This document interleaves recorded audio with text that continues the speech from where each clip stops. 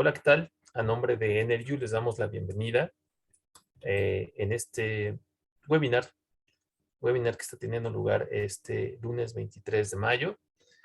Bienvenidos. Este webinar será del transporte del futuro, una perspectiva de sostenibilidad. Tenemos invitados de lujo que iré presentando. Por ahora quisiera pasarles un video acerca de Energy. Espero lo disfruten. Ahí va.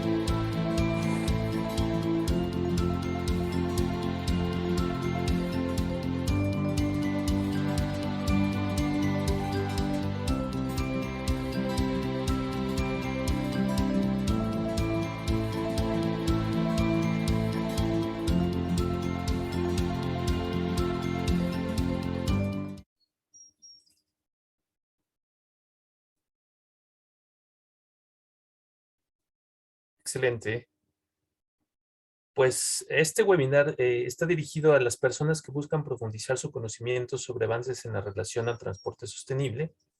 Va a brindarles una perspectiva actualizada sobre temas de relevancia en transporte sostenible alrededor del mundo y se enfocará en los avances con relación a nuevas tecnologías desde la sostenibilidad.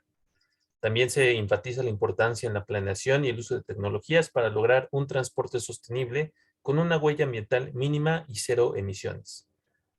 Un breve anuncio respecto a este webinar. Desafortunadamente, la ponencia de Toyota, de Paulina Soto, quedó cancelada. Entonces, bueno, de todas maneras, con los invitados que tenemos, es un gran contenido que esperemos que disfruten.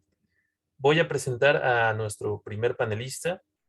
Él es Arno van den Bos.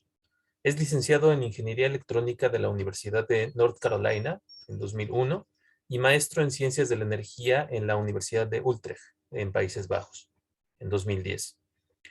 Trabajó como ingeniero comercial en el Reino Unido con National Instruments y como consultor en energías renovables y políticas energéticas a nivel internacional con Ecofis, ahora Guidehouse.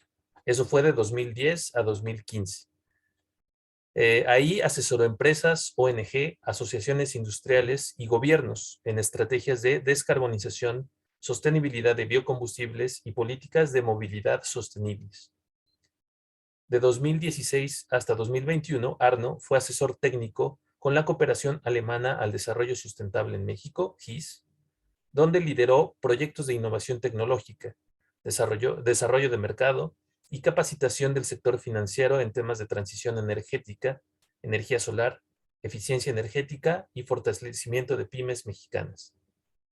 Actualmente, Arno trabaja como consultor independiente para agencias de cooperación y el sector privado y es profesor de cátedra en el Tecnológico de Monterrey, donde imparte cursos de ecología industrial, sostenibilidad energética y sostenibilidad corporativa. Adelante, Arno. Muchas gracias y buen día.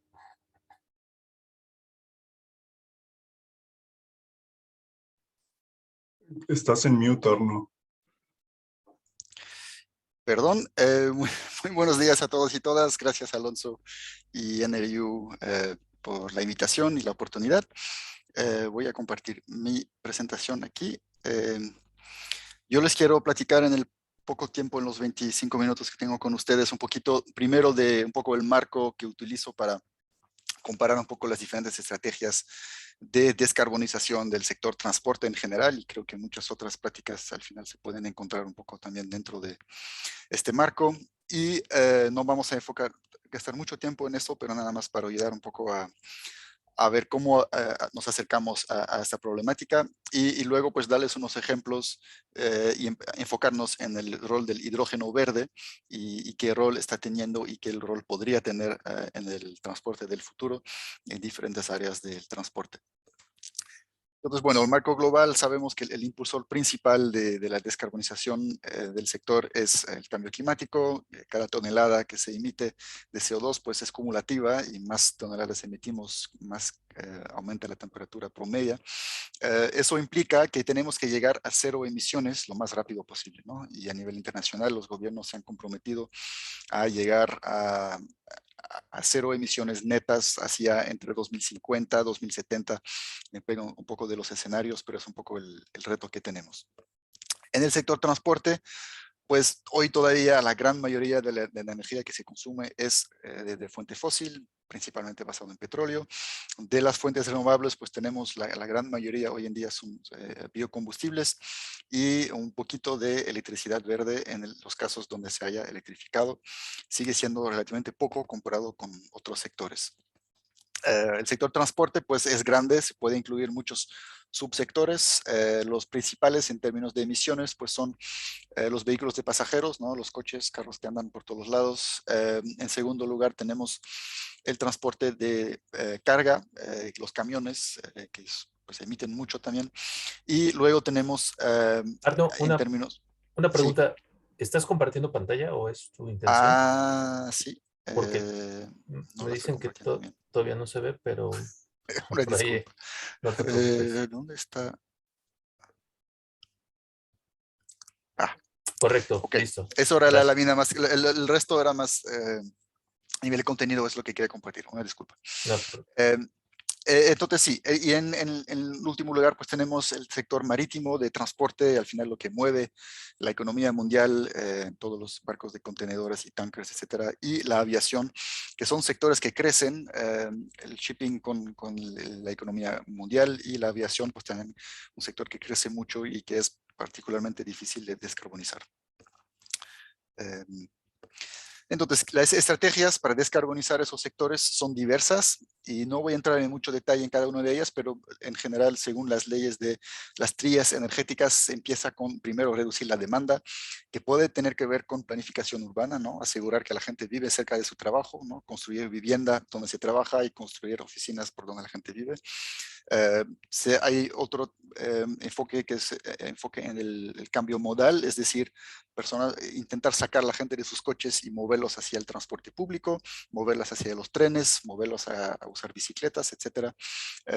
Eso es para el transporte de personas. También para transporte de carga, en lugar de mover todo con camiones, es decir, ok, tal vez el camión haga un trayecto pequeño y luego lo metemos en barcos, en trenes, etcétera. Esas son estrategias complejas. Y luego pues tenemos la eficiencia del transporte, tal vez hacer menos kilómetros para mover el mismo punto A al punto B, con digitalización, con aplicaciones, gestión de tráfico, todo eso para reducir al final los kilómetros totales que se hacen. Y bueno, y en segundo lugar, pues del transporte que es necesario, que todavía tenemos que hacer, pues hay que descarbonizar ese transporte, ¿no? Y entonces hay un enfoque que va mucho hacia la eficiencia energética. En el caso de los coches, pues los motores se han hecho mucho más eficientes de que hace 20, 30 años, pero la gente también sigue comprando vehículos cada vez más grandes. Hay un boom de los SUVs, de las camionetas, entonces eso se compensa un poco. pero ahí todavía se puede conseguir bastante. Y está todo el tema de la electrificación, que es muy grande y que otros ponentes van a hablar más a detalle, pero que consiste en pues, vender vehículos nuevos que se carguen con electricidad, ojalá renovable. Y está el hidrógeno verde, que requiere también de vehículos distintos. El hidrógeno no se puede usar en vehículos convencionales. Se pueden convertir, pero es un poco caro, entonces eso no es lo que más se hace. Y una de las problemáticas de esos cambios tecnológicos es que tiene una inercia, ¿no? Un vehículo de combustión interna que se vende hoy va a seguir en las carreteras durante 15, 20 años o más en algunos casos. Y entonces, al final, si introdujimos vehículos eléctricos, pues eso no descarboniza hasta que se saque de la circulación los vehículos que contaminan, ¿no? En términos de combustibles renovables, entonces por eso es la necesidad de también, además de hacer todo eso, también se siguen empujando mucho lo que son los biocombustibles porque permiten conseguir reducciones ya al día de hoy. Es también el argumento atrás de los e-fuels o power to liquid. Al final son combustibles líquidos que son compatibles con los coches de hoy y que se pueden fabricar a partir de electricidad y sacando CO2 de la atmósfera o a partir de biomasa. Y otra vez el hidrógeno verde, que en realidad entra un poco en esas dos categorías. Hay literatura donde va a encontrar también un poco esos conceptos bajo el concepto de avoid, shift y improve, que al final trata un poco de los mismos conceptos. Aquí nada más ilustrando el concepto de la inercia del cambio del sistema, ¿no? Eso es el caso de Alemania, donde se planea empezar a aumentar mucho la venta de vehículos eléctricos, pero a la izquierda tenemos las ventas, pero hasta que se refleja en el stock de vehículos, pues pasan en promedio unos 15 años, ¿no? Entonces, si a partir de 2030 la mayoría de los vehículos son eléctricos que se venden, pues el stock necesita otros 15 años para renovarse. Otro dato que saqué de Europa, donde vemos que muchos sectores desde los años 90, que es cuando se empezó a medir las emisiones, han hecho esfuerzos para reducir sus emisiones y el sector transporte en realidad ha aumentado porque de un lado la demanda sigue subiendo y que las eficiencias no han sido suficientes. Entonces hay un reto importante. Ok, enfoquémonos en el hidrógeno. El hidrógeno verde, bueno, primero hablamos en realidad de la molécula de hidrógeno, ¿no? Hasta el elemento. Cuando tenemos dos átomos de hidrógeno, tenemos una molécula de hidrógeno que no existe en la naturaleza, se puede fabricar de varias formas. La principal que estaremos hablando es la de hidrólisis del agua. Tomamos una molécula de agua, se pasa una corriente y se separa hidrógeno y oxígeno. Y este hidrógeno lo podemos transportar de varias formas, eso lo hablamos más en el curso. Y aquí la forma de convertirla en una fuerza mecánica o calor es una pila de combustible, que es un mecanismo relativamente sencillo. Hay muchas variaciones sobre el tema, pero al final entra un hidrógeno gaseoso y se separa el ion hidrógeno del electrón. El electrón hace la vuelta que genera una corriente. El ion H+ pasa a través de una membrana y al final se junta del otro lado con oxígeno para formar agua, ¿no? Entonces es un proceso muy limpio. El subproducto es agua que no contamina y genera electricidad y además genera calor. Si se puede aprovechar el calor, mejor. Bueno, eso es una forma. Otra forma es de mandar directamente el hidrógeno en un motor de combustión, pero el motor de combustión necesita ser realmente específico para el hidrógeno, entonces no es compatible con la infraestructura actual. Y además la eficiencia de conversión es mucho más baja, ¿no? Una pila de combustible tiene eficiencias de 50 a 60% eléctricos. Un motor de combustión varía entre 20 y 25%. La propiedad principal que nos interesa del hidrógeno molecular y por qué nos enfocamos en esto es que tiene un poder calorífico bastante alto.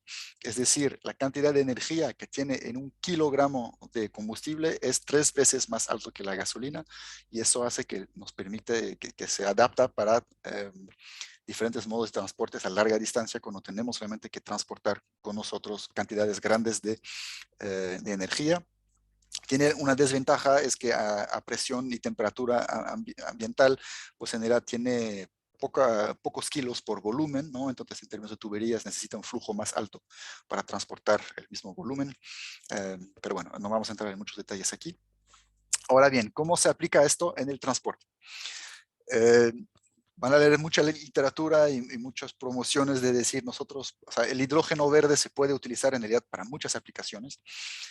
Y la pregunta es en realidad dónde es mejor utilizarlo, porque tenemos hasta ahora pues un mercado muy limitado de producción de hidrógeno verde y también hay aplicaciones donde el hidrógeno verde compite con lo que es la electrificación directa, lo que es la electrificación con baterías, lo que son los biocombustibles, etcétera, ¿no? Entonces, hay diferentes formas de darle prioridad a las diferentes aplicaciones. Este modelo lo saqué de Michael Liebreich, del fundador de Bloomberg New Energy Finance. Hay otras que van por esta dirección.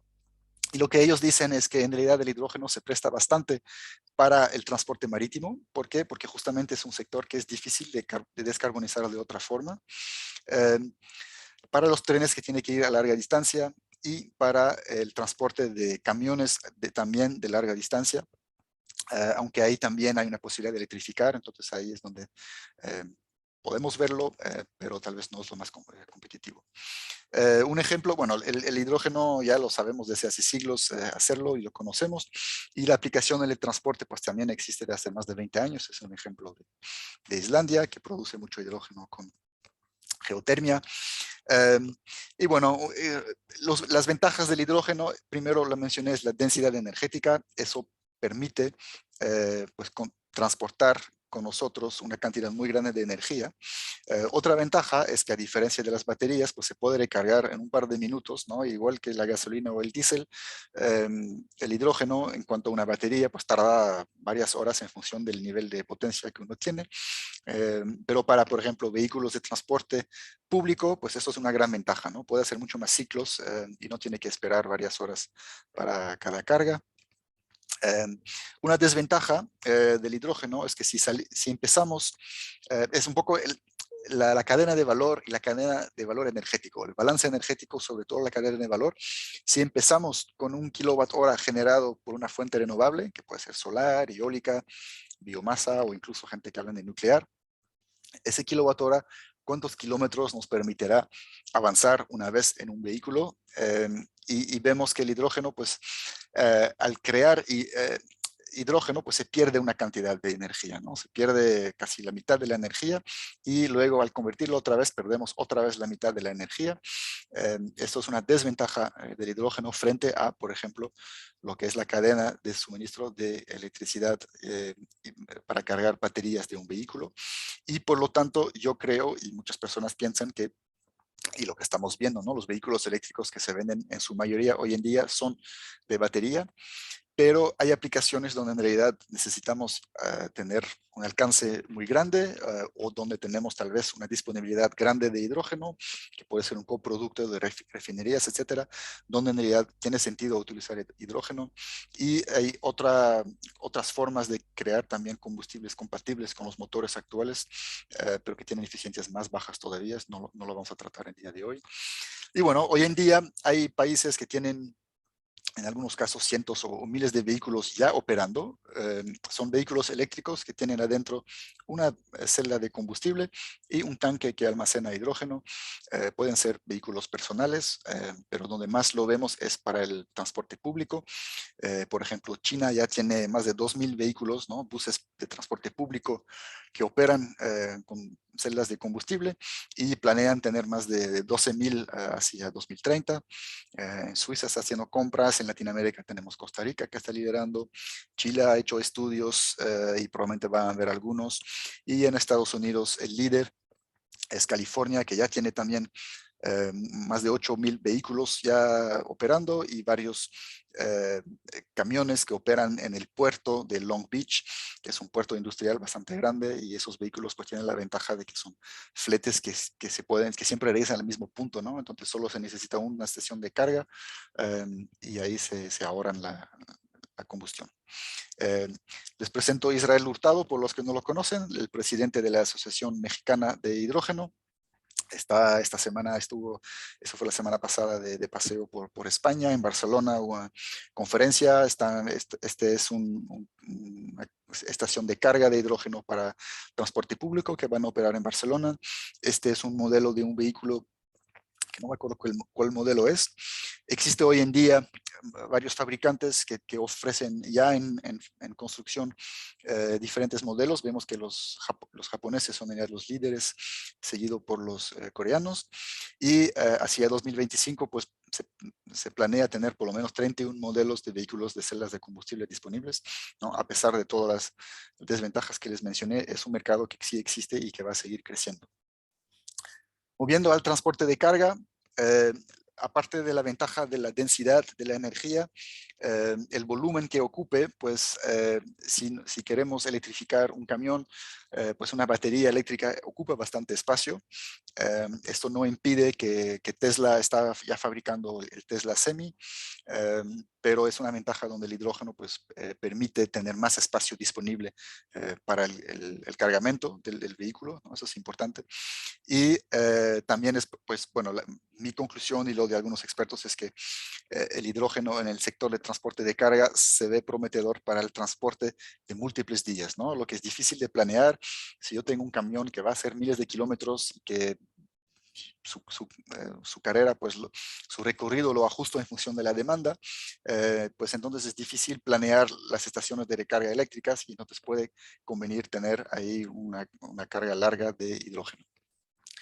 Un concepto que tratamos más en el curso, pero que hablamos en inglés, el Total Cost of Ownership, es el costo total que incluye la inversión en el vehículo inicial, pero también los costos de operación y de combustible. Al final es lo que un empresario tiene que utilizar para comparar la rentabilidad de diferentes vehículos, y vemos que los vehículos de combustión interna, pues supuestamente van a ser más caros porque la gasolina y tal vez el impuesto sobre CO2 va a aumentar, y los vehículos de fuel cell electric vehicles, son los de vehículos con celdas y hidrógeno, van a ir bajando y llegar a un punto donde pues será más competitivo también el nivel de mercado. Estos son proyecciones de Inicio, que es una consultora que es especializada en hidrógeno, entonces hay que tomarlo con un granito de arena y de sal, perdón, un poco de escepticismo, pero es una posibilidad, yo creo que sí puede pasar. Esto es el modelo de Tesla, que es de baterías, en realidad, que compite, ¿no?, con el de hidrógeno, y ya tiene muchos pedidos. Entonces, bueno, es una carrera para este sector donde creo que todavía no sabemos quién va a ganar este sector, pero entre las baterías y el hidrógeno, pero el hidrógeno todavía tiene una oportunidad. Otra vez en un inicio, en un estudio que se publicó junto con la GIZ, se estima que en México, si es que hubiera una política para incentivarlo, que hoy no existe, pero podría llegar a generar una demanda importante de hidrógeno verde para el transporte público y para los camiones de carga pesada.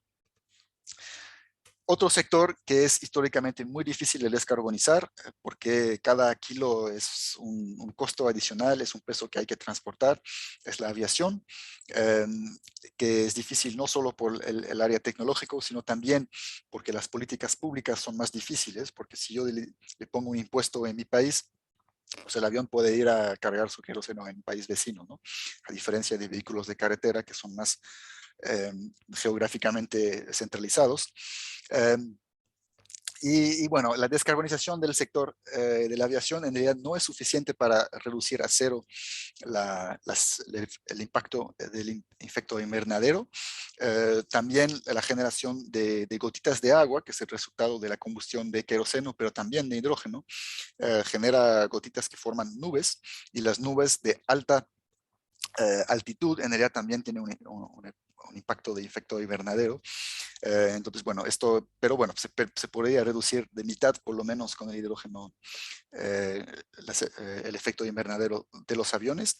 Y un ejemplo es Airbus, que está trabajando y tienen conceptos para 3 modelos para 2035, ¿no? 2035 en términos de planeación de ese tipo de máquinas es bastante pronto, es más rápido de lo que yo había esperado.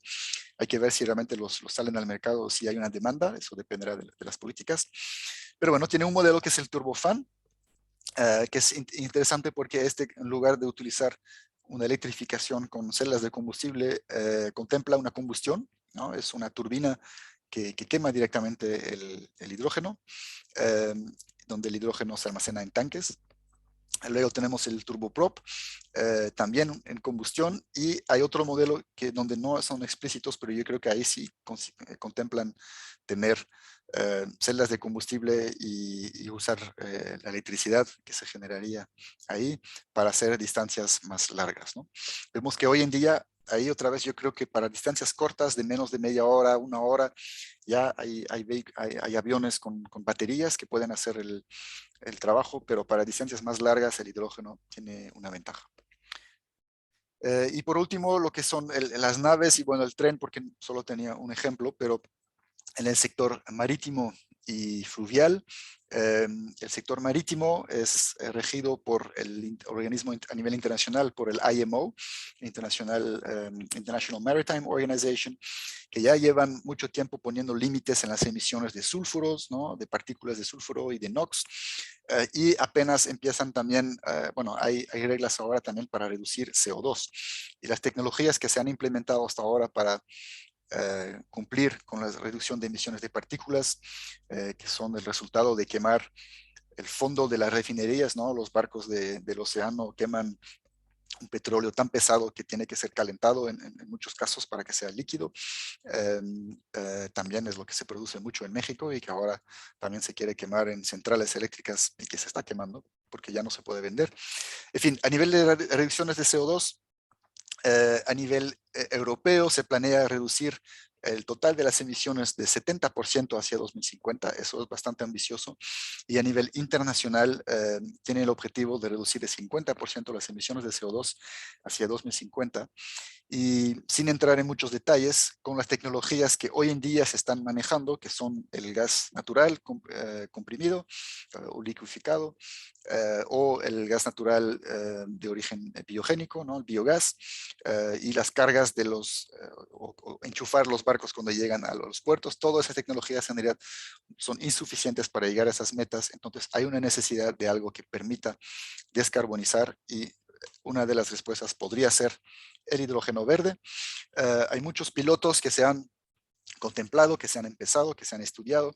Las conclusiones en general es que sí se puede. Varios pilotos que en realidad no se están realizando o que se han cancelado porque por falta un poco de política que lo impulsa. Pero bueno, hay aquí un ejemplo de los ferries. Yo creo que los ferries son barcos que hacen distancias relativamente cortas, entonces el almacenamiento no es tan problemático, no necesitan mucho espacio, y este ya está operando en Noruega. Hay otros barcos, este opera en Estados Unidos, en San Francisco, la Bahía de San Francisco. Este fue un barco que operó en Ámsterdam. Yo participé en el lanzamiento, en el primer viaje, en los canales. Al final lo sacaron porque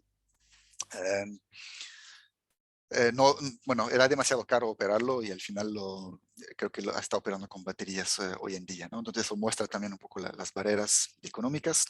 Y por último, lo que es el transporte ferroviario de los trenes. Los primeros trenes de hidrógeno ya están en operación. Hay algunos que operan en Europa. Este opera en Alemania desde 2018, construido por Alstom, empresa francesa que también construye, creo que muchos metros que andan en México son de Alstom. Y tienen más pedidos de más de 41 trenes que van a operar ahí. Y esta foto se ve bien el tren, pero lo que no debería aparecer en él son esas catenarias, porque la ventaja del hidrógeno es justamente cuando no hay infraestructura eléctrica, pues y hay muchos ferrocarriles que operan hoy en día y que operan con diésel, simplemente porque no existe infraestructura eléctrica. Entonces yo creo que cuando hay una infraestructura eléctrica es más fácil electrificar directamente el tren, si no lo está todavía, con energía verde. En el caso de que no exista esa infraestructura, el hidrógeno es una alternativa real, y en mi opinión también sería muy bonito usar esto para el Tren Maya, aunque creo que no lo van a hacer, no va por ahí, pero bueno.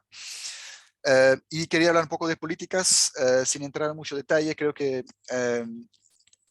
bueno, Europa tiene muchas políticas que empujan muy fuertemente el hidrógeno verde, simplemente porque se dan cuenta que hay sectores que no se pueden descarbonizar sin ello, incluso el sector de transporte, en particular el sector de transporte. La Unión Europea tiene el objetivo de llegar a una neutralidad de carbono hacia 2050. Eso quiere decir que ya hay que dejar de emitir CO2 y para el CO2 que se emite, pues del otro lado alguien tiene que sacar este CO2 del aire. Y tenían en 2020 el objetivo de utilizar 5 millones de toneladas de hidrógeno hacia 2030, pero recientemente con primero la crisis energética que existía en Europa ya antes de la guerra y ahora desde unos meses con la guerra en Ucrania que empeoró bastante esta crisis, ¿no? Tenemos tasas de inflación energéticos enormes en Europa. Todo esto hizo que la semana pasada se publicó un nuevo borrador para un plan bastante ambicioso que se llama Repower EU, que tiene como objetivo general reducir la dependencia de la Unión Europea de las importaciones de las energías fósiles de Rusia, que representan pues una parte grande del consumo de petróleo y gas en Europa. Y como parte de ese plan existe un Hydrogen Accelerator, que tiene la ambición de aumentar bastante esta ambición en 2030, que en lugar de que sea 5 millones, tiene que ser 20 millones de toneladas de hidrógeno verde. Conseguir esto en 8 años es un reto realmente enorme y contemplan producir 10 millones de esas toneladas dentro de la Unión Europea, pero también de importar 10 millones de toneladas desde otros países. Y ahí existe una oportunidad también para México, para Latinoamérica, ¿no? Chile está haciendo quiere ser digamos, el Saudi Arabia de las exportaciones de hidrógeno verde. Y más allá, entonces para conseguir esas metas, recientemente esta semana también lanzaron una coalición de sectores, de asociaciones industriales, que tiene una estrategia bastante interesante, que no vamos a ver en detalle aquí, pero proponen 3 puntos principales. Primero, desarrollar de forma prioritaria la parte media de la cadena de valor, ¿no? Tenemos la producción, el transporte, almacenamiento, y por último, la demanda. Históricamente se ha enfocado mucho en la demanda y en la producción. Ellos dicen, no, hay que empezar a hacer que se pueda transportar este hidrógeno verde. Y en lugar de impulsar la demanda a nivel sectorial, lo que proponen es hacerlo a nivel geográfico, ¿no? Es decir, una zona en particular, aquí vamos a convertir la infraestructura de gas natural para que use hidrógeno verde y eso hace que todos los sectores conectados se convierten de una vez y esa estrategia pues permitiría llegar a esos objetivos. Y bueno, yo creo que esos son ideas interesantes para México que se podría inspirar. Y tienen mecanismos también de compra, donde tienen subastas, donde el gobierno compra grandes cantidades de hidrógeno verde y luego los distribuye a un precio de mercado de hidrógeno no verde, etcétera. Entonces, bueno, ya llegó el final de mi tiempo. En el curso que haremos en agosto entraremos en mucho más detalles en la comparación de las diferentes opciones. Recapitulando, yo creo que el hidrógeno para el transporte tiene su principal ventaja en el sector marítimo y fluvial, ¿no? Los barcos que van en los ríos. Segundo lugar, para carretera de larga distancia y también para la aviación de larga distancia. Y en otros sectores puede competir, pero ahí hay más competencia, digamos. Entonces es una lucha más estrecha. Y pues México también tiene una situación privilegiada que debería aprovechar sus recursos renovables, pero también es necesario que existan políticas públicas que lo impulsen. Entonces eso será un poco mi introducción breve a un tema fascinante. Supongo que tal vez al rato habrá un tiempo para preguntas y respuestas. Gracias, Y por Arno. ahora me despido. Muchas gracias. Gracias, gracias a ti. De hecho, ahorita hay unas preguntas, entonces si quieres de una vez las despachamos. Okay. De hecho, es de un solo participante, Carlos Saavedra. Nos dice sobre el almacenamiento de hidrógeno, si podrías por favor explicar brevemente las ventajas y desventajas de almacenar hidrógeno en forma de gas, forma líquida y en forma sólida. Sí. El hidrógeno a la temperatura natural es un gas, ¿no? que puede fluir a través de infraestructura de gas natural.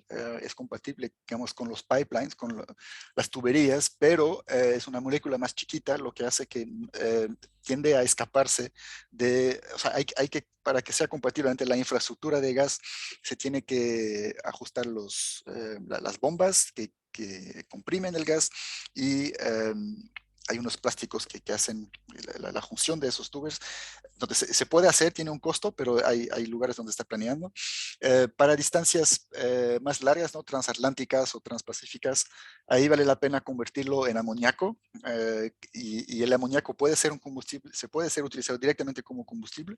Entonces, obviamente tiene un costo energético y por lo tanto económico en el costo del producto final, pero lo hace más fácil de transportar porque se transporte en temperatura no tan fría, porque la alternativa es enfriarlo a temperaturas muy, muy bajas, que otra vez tiene un costo energético grande.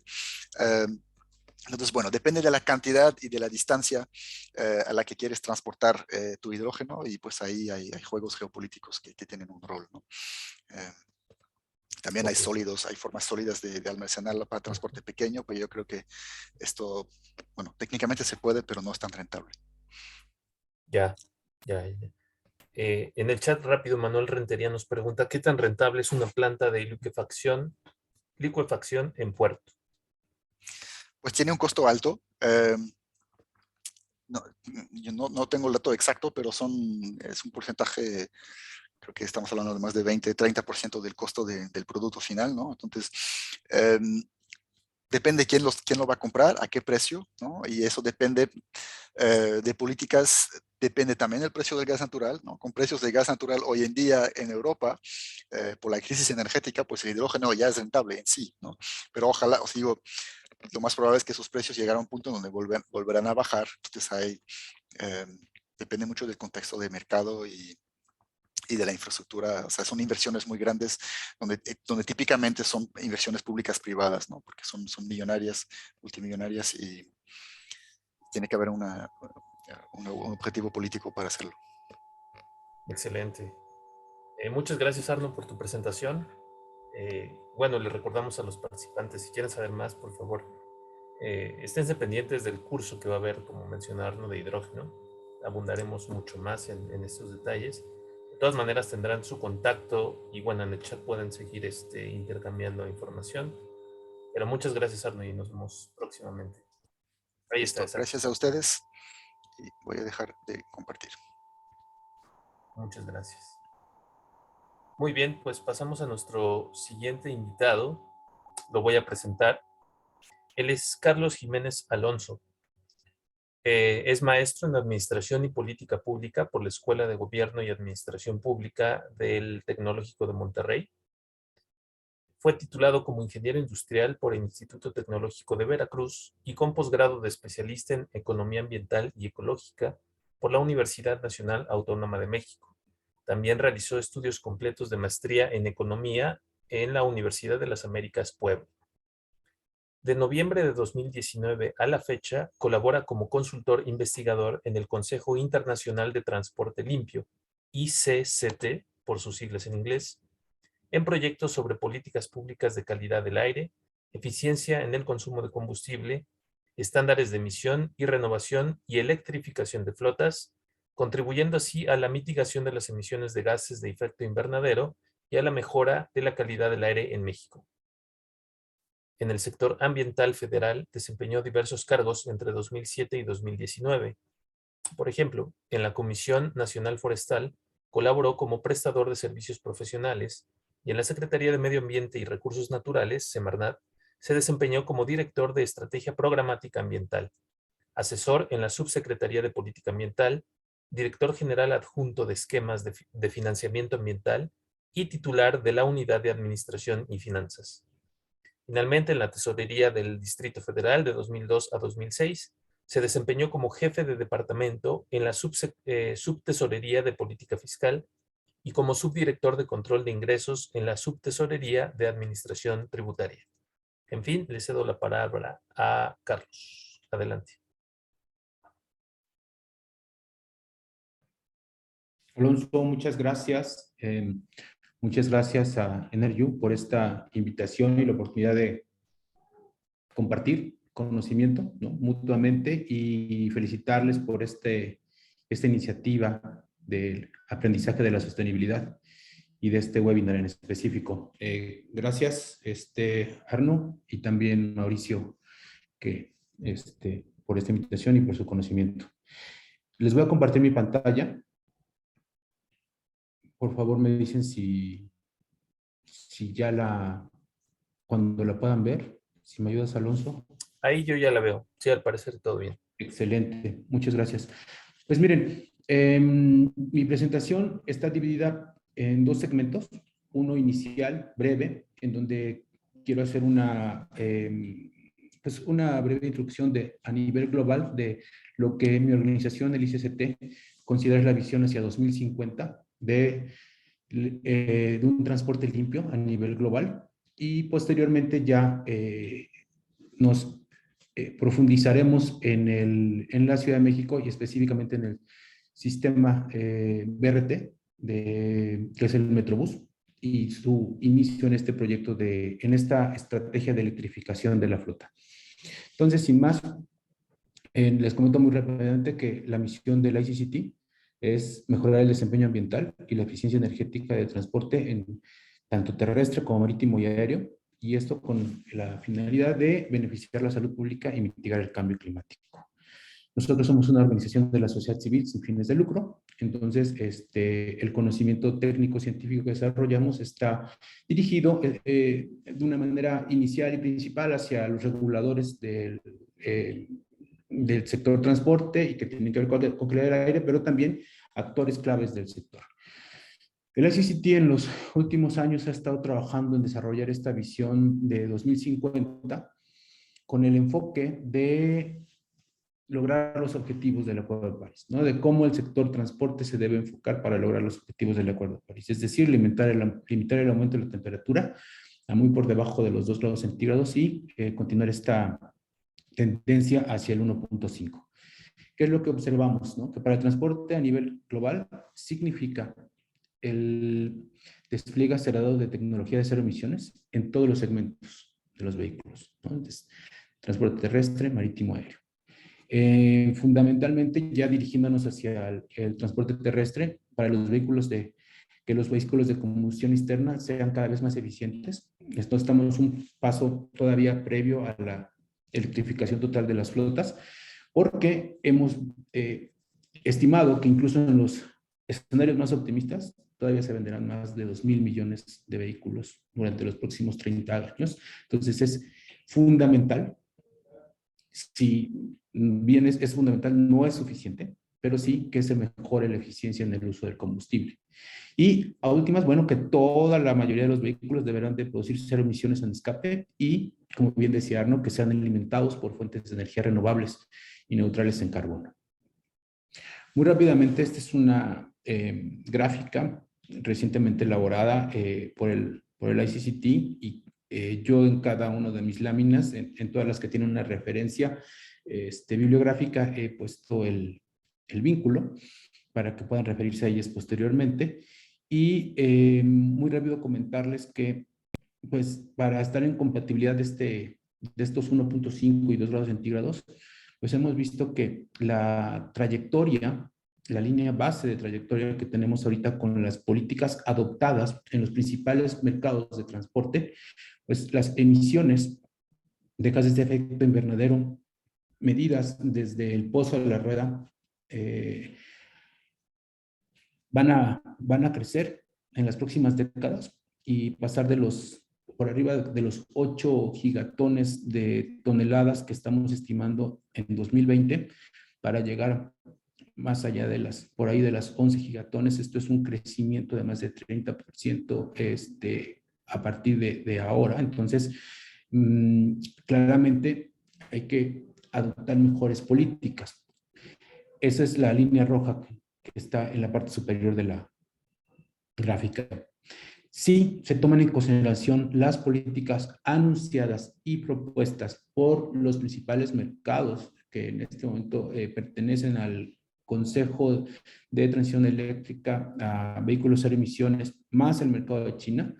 Vemos que sí hay una reducción ya de toneladas, de emisiones de toneladas hacia 2050, sin embargo, todavía están muy lejos de alcanzar la trayectoria para acercarnos a los 2 grados centígrados o al 1.5, que es esta línea punteada, que me parece que es de color naranja.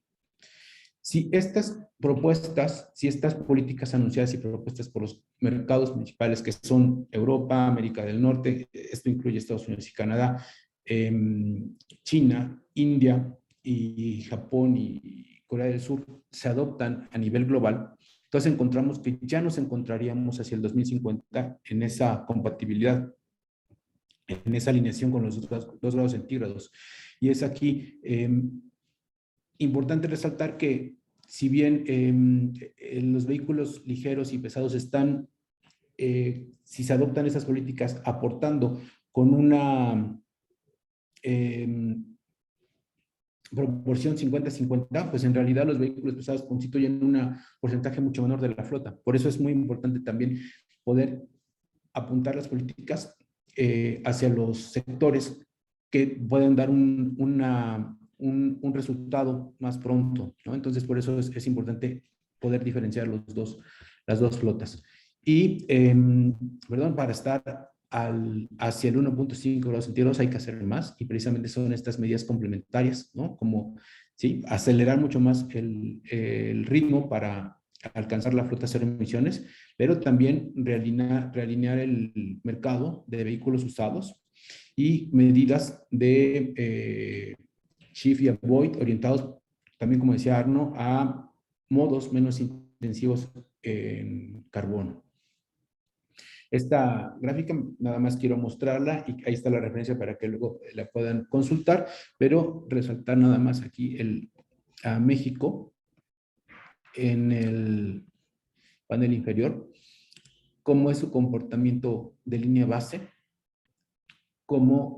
qué pasaría con este escenario en donde las políticas ya anunciadas y propuestas por los principales mercados se adoptaran en México, pero cómo necesitamos todavía irnos a las medidas de acelerar la transición a las flotas para poder estar en línea con los objetivos climáticos globales.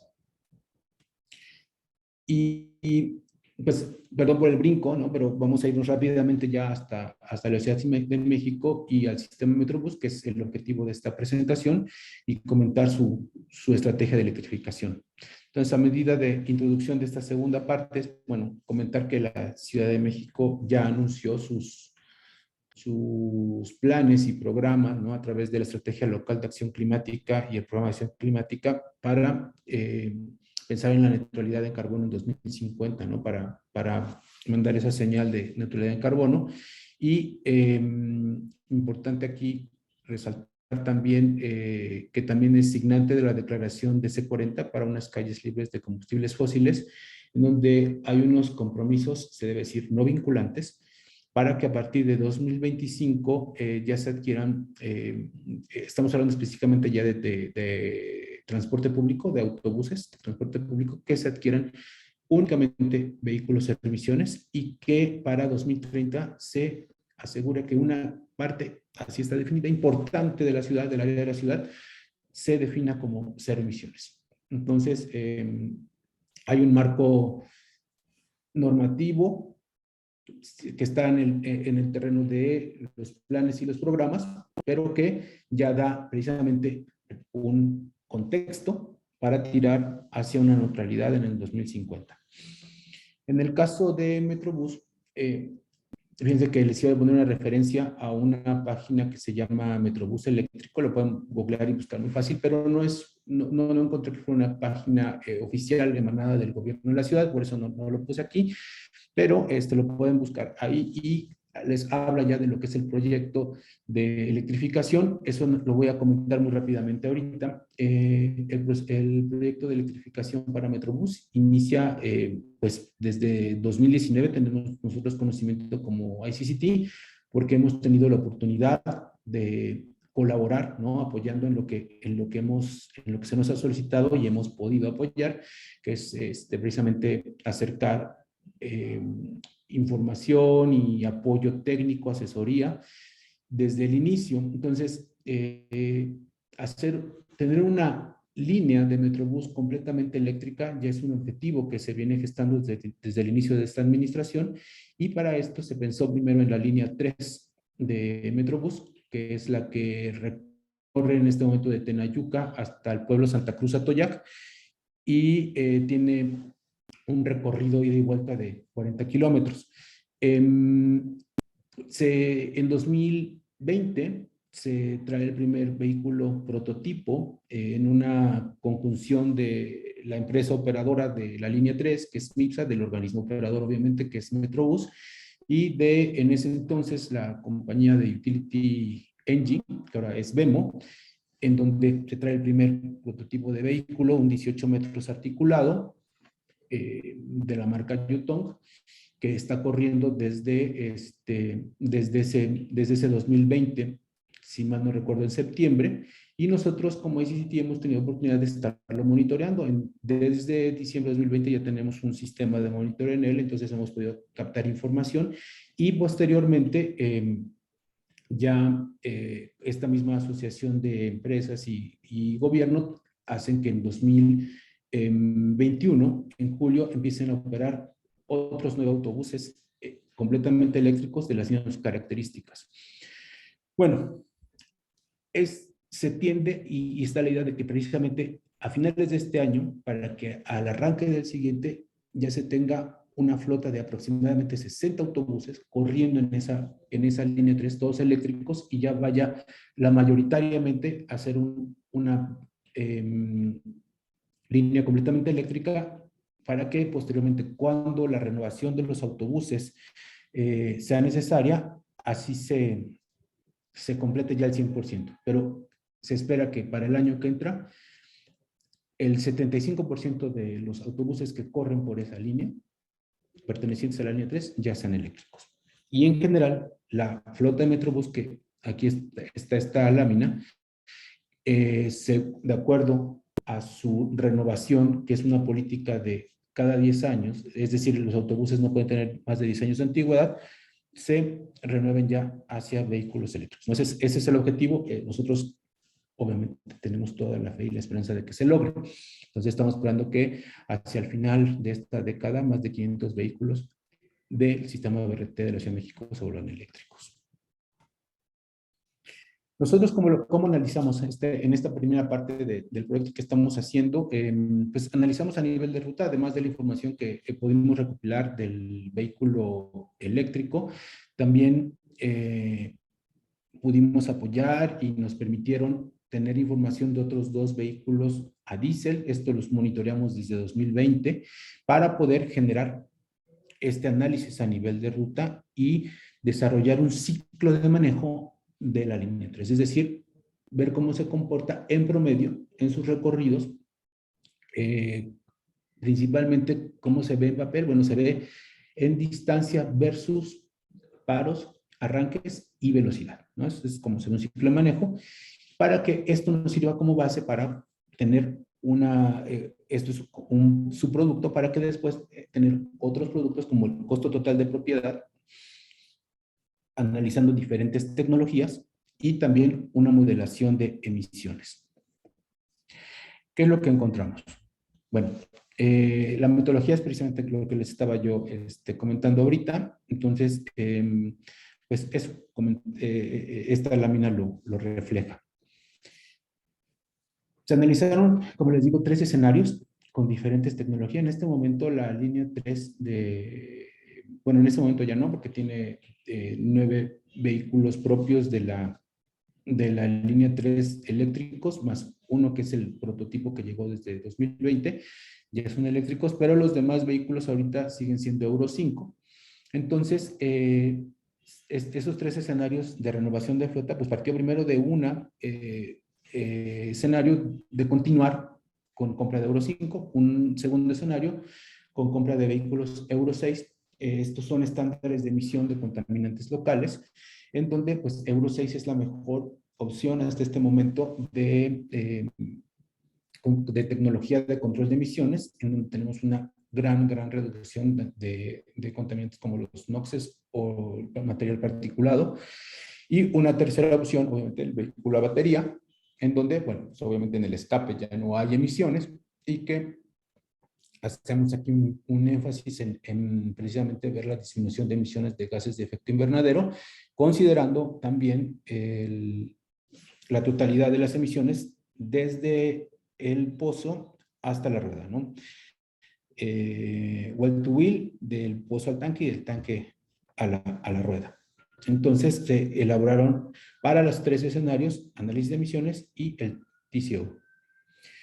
Muy rápidamente comentarles la tipología del autobús eléctrico que se tiene evaluado en este momento. Comentarles que esta capacidad de batería se repite en los 9 que están ahorita circulando ya, pero también los análisis iniciales sirven para definir, ¿no?, entre la compañía operadora y el sistema Metrobús, cuál va a ser esa capacidad, precisamente por esta trade-off que siempre se tiene entre el peso y el volumen que ocupan las baterías, y entonces precisamente la capacidad de transporte de personas que se quedan en el autobús. Entonces, eso es lo que tenemos del vehículo prototipo, y hacer hincapié en que el consumo esperado, comentado por el fabricante, era 1.4 kilowatts hora por kilómetro, pero nosotros preliminarmente en nuestras primeras mediciones, antes de que publicáramos precisamente este documento que está referido en la parte inferior de la lámina, encontramos un 0.91 kilowatts hora por kilómetro, que es muy bajo, es muy eficiente. Sin embargo, se tienen que hacer más pruebas, y precisamente y cuando recogimos estos datos, considerar que la demanda de usuarios de viajes en el sistema Metrobús, no solo en la línea 3, sino en toda la línea 3 y en todo el transporte, era baja porque eran tiempos de pandemia. Entonces, precisamente considerando esta situación, nosotros no nos quedamos en utilizar solo el 0.91, sino que nuestros análisis, la verdad, hicimos un análisis de sensibilidad en donde variamos precisamente el consumo. Tomamos como una base, lo tomamos como base, el 0.9, y hicimos un consumo más alto de 1.2, que, dicho sea de paso, en nuestras mediciones posteriores hemos encontrado que el vehículo no sobrepasa el 1.2 kilowatts hora por kilómetro, y en momentos en que ha tenido mayor peso, ronda por ahí del 1.15. Entonces, creemos que es un buen análisis tener 2 tipos de consumo en 0.9 y 1.2. Y también hicimos un análisis de sensibilidad en cuanto a la distancia recorrida diaria promedio y los costos asociados de infraestructura del vehículo, porque son unos costos altos, ¿no? Y que precisamente hay una variabilidad cuando hicimos el análisis por no tener precisamente en México una referencia exacta de cuáles eran esos costos, porque no se habían hecho antes. Entonces también eso lo variamos. Entonces, permítanme ya pasar a la etapa de los resultados y decirles que a nivel de emisiones, nosotros estamos viendo en esta gráfica lo que es pasar de un vehículo, de una flota en la línea 3 de Euro 5, una flota inicial de 72 vehículos, convertirlos todos hasta vehículos eléctricos. ¿Qué encontramos? Pues encontramos que las emisiones de gases de efecto invernadero se reducen desde 14,000 toneladas anuales por la flota hasta 2,050 toneladas en 2030.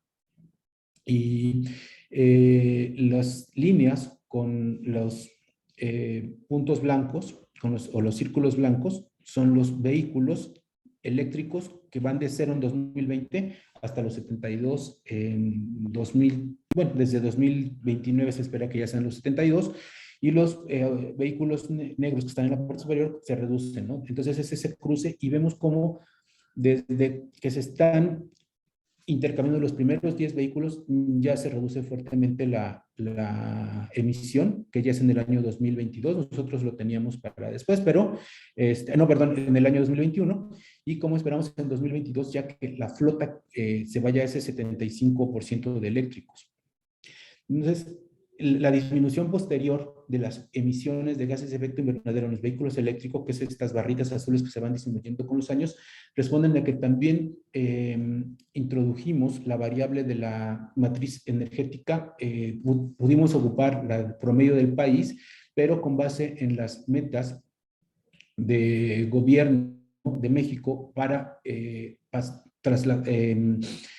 convertirnos en energías más limpias, como la matriz energética cada vez se va volviendo más limpia, ¿no? Estas son las metas que se tienen en la Ley de Transición Energética. No quiero mostrarles la gráfica de cuál es la diferencia entre Euro 5 y Euro 6 para gases de efecto invernadero, porque no hay cambio.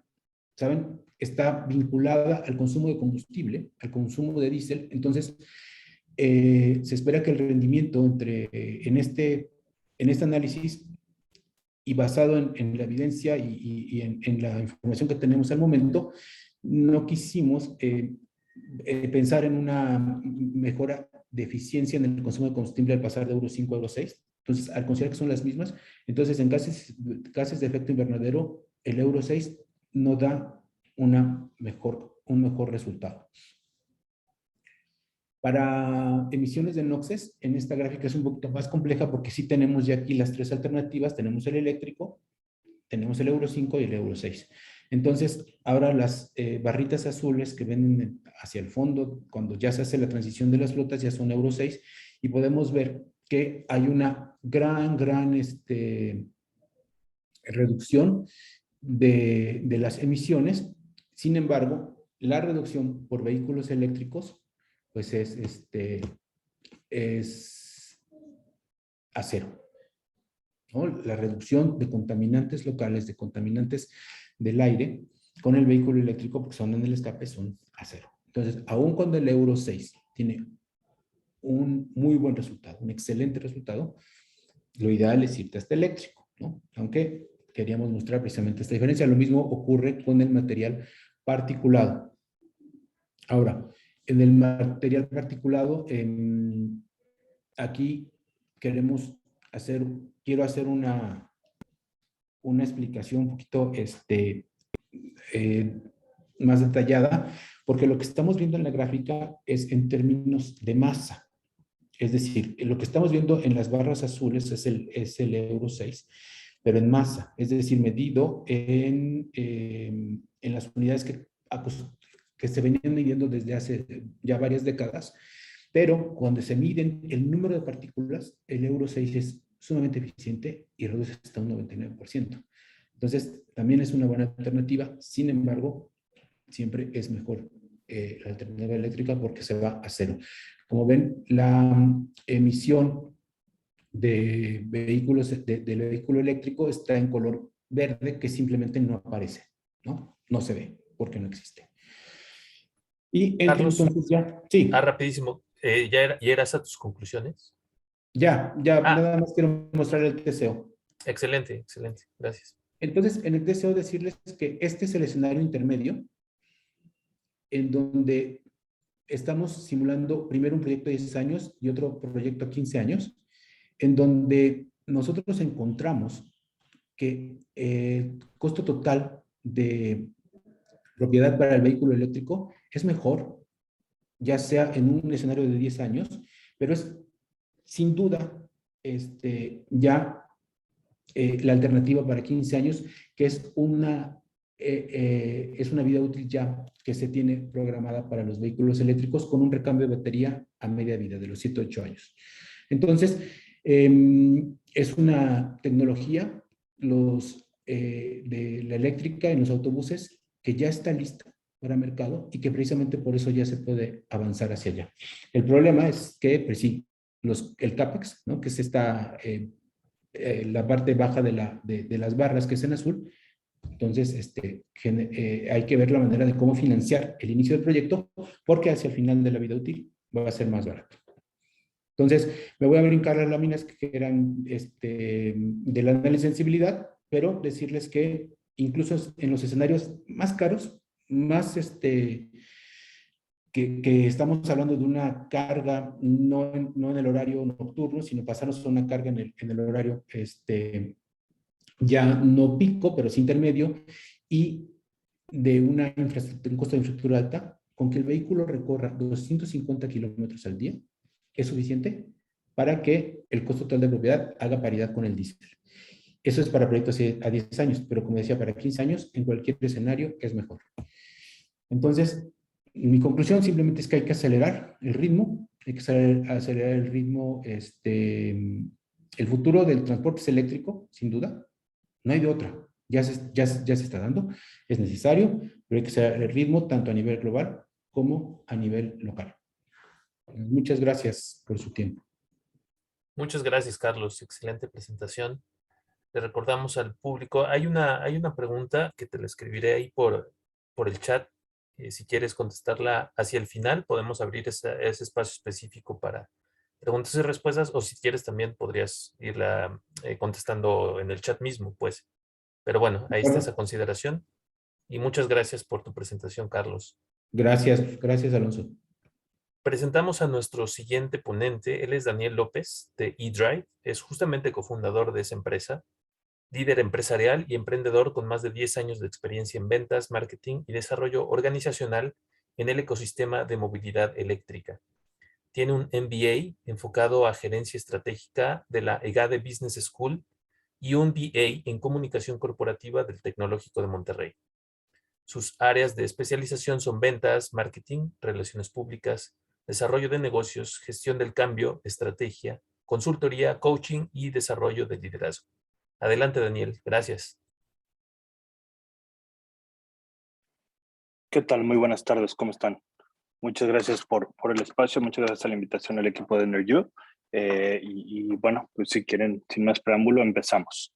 Yo vengo a platicarles un poquito del caso práctico del estado de la movilidad eléctrica en México, de quiénes somos nosotros, cómo es que incursionamos en este mercado, y entender también, pues, qué es lo que pasa hoy con la red de infraestructura de carga, ¿no? Que es el área en el que como eDrive nos especializamos, y cuáles son los retos que vemos en el futuro inmediato y que también representan, pues, oportunidades de negocio, ¿no? Entonces, déjenme, les platico un poquito de nosotros. eDrive somos una empresa 100% mexicana. Nacimos hace prácticamente ya 7 años y pues empezamos como una empresa que se enfocaba en la parte de proveeduría de servicios, de instalación de cargadores de vehículo eléctrico, y de ahí pues nos hemos convertido posteriormente en un distribuidor y después ya desarrollamos ciertas funciones de un operador de puntos de carga y un proveedor de servicios de electromovilidad, ¿no? En el ecosistema de la infraestructura de carga. Pues de ser una empresa, ¿no? Con la clásica historia de una startup de garage, ¿no? Hoy ya somos más de 80 personas en México. Contamos con 6 oficinas regionales, desde las cuales pues, atendemos básicamente todas las necesidades de infraestructura de carga que puede tener la industria automotriz y demás segmentos que van creciendo, ¿no? Contamos con 2 laboratorios de carga, uno en la ciudad de Querétaro y otro en Ciudad de México. Estos son los únicos laboratorios que existen en Latinoamérica donde hacemos pruebas de lo que se llama compatibilidad, ¿no? Básicamente nos encargamos de probar todos los cargadores que existen en México y todos los vehículos que existen en México, desde sus protocolos de comunicación, las funciones de conectividad, la parte de comunicación con protocolos abiertos y cerrados, y ver que efectivamente lo que dice la ficha técnica de un cargador se cumpla, ¿no? En una situación real de carga. Y por el otro lado, que nuestros clientes de la industria automotriz pues garanticen que lo que estipulan también las fichas técnicas de sus vehículos en cuanto a autonomía, en cuanto a tiempos de carga, se cumplan, ¿no? Y pues de cara a una mejor experiencia del usuario, ¿no? Contamos también con centros de distribución, desde donde salen pues básicamente nuestros equipos de campo todos los días. Más o menos mensualmente estamos instalando entre 300 y 350 cargadores a nivel nacional, ¿no? Y con esto ves que cubrimos o damos el servicio a todos nuestros clientes. Un poquito de nuestros números, ¿no? Tenemos pues más de 5,000 puntos de carga inteligentes comercializados. Hemos entregado más de 650 megawatts a través de nuestra red de carga. Pues prácticamente 9 de cada 10 cargadores que existen en México han sido suministrados, instalados o operados por eDrive.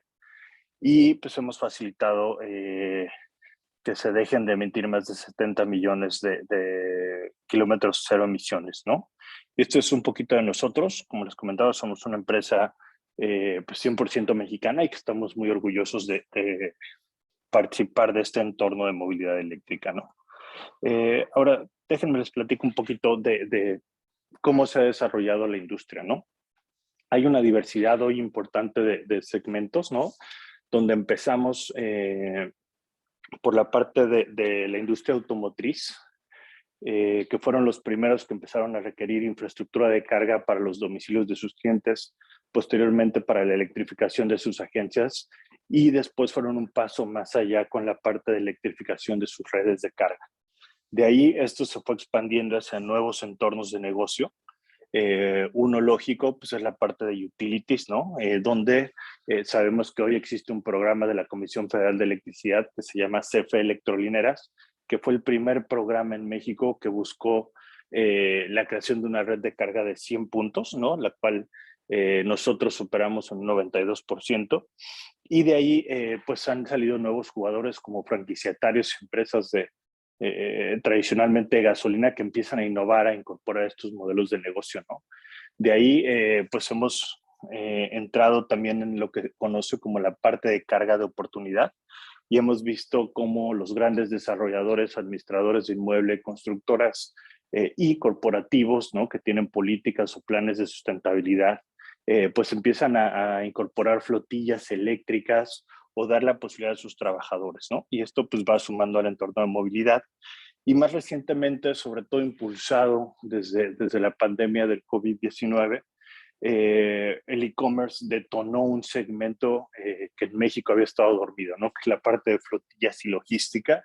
Y hoy pues toda esa parte se está convirtiendo en flotillas eléctricas, ¿no? En la calle vemos vehículos de Mercado Libre, de Walmart, Liverpool, FEMSA, Oxxo, Tenaris, Tams, etcétera. Y es otro de los mercados donde se están diversificando la parte de electrificación. Entonces aquí, pues como comentaba Carlos anteriormente, pues es claro que el futuro es eléctrico, ¿no? Para la parte de transporte, y para eso pues requerimos una parte que complemente no solo la fabricación de vehículos eléctricos, pero también la parte de infraestructura de carga con lo que vamos a poder mover estas unidades, ¿no?